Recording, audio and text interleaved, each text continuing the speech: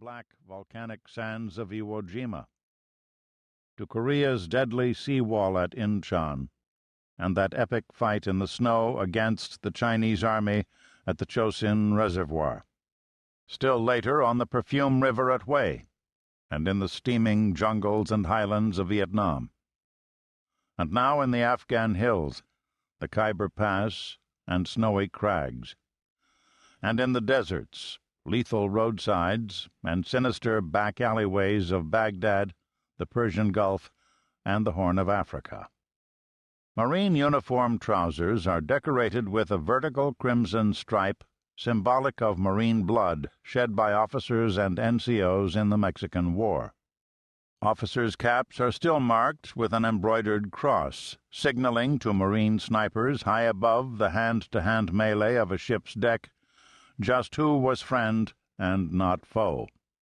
It was in October 1859 that a detachment of 86 Marines, under Colonel Robert E. Lee and Captain Jeb Stuart, stormed the arsenal at Harper's Ferry to capture abolitionist John Brown and his men, ominously foreshadowing by nearly 2 years the outbreak of Civil War hostilities at Fort Sumter.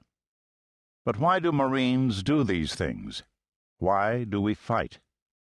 And just why fight so well? Are we simply mercenaries, 15th century Italian condottieri 500 years out of sync? At a time when people are fed up with war, you may ask if anyone really cares why soldiers answer the call. It's not as if we were important, the skeptic remarks. Not as if we were the serious men who run hedge funds.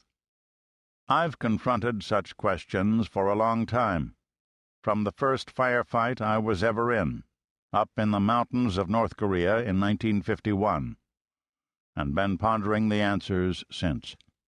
A couple of years ago, following a reporting assignment's return to North Korea, out on a promotional book tour about my trip, I was doing the talk shows, visiting Marine bases, delivering lectures, all this as Afghanistan smoldered and Iraq lapsed from quagmire into religious war. I was asked, and I asked myself and other Marines, why we went to war, when so many other Americans, and understandably so, were turning against even the notion of another war, one not begun out of necessity but of choice, almost out of feckless whim. It was then that I determined to begin work on this book.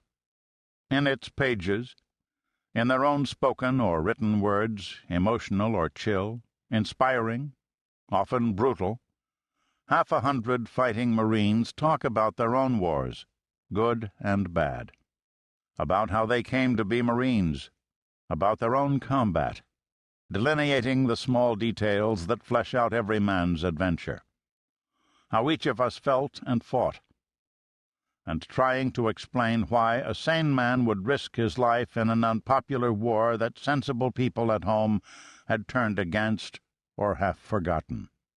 What makes a good soldier go in harm's way not in the national interest or for the country's very existence, but for some cobbled-up, second-rate cause?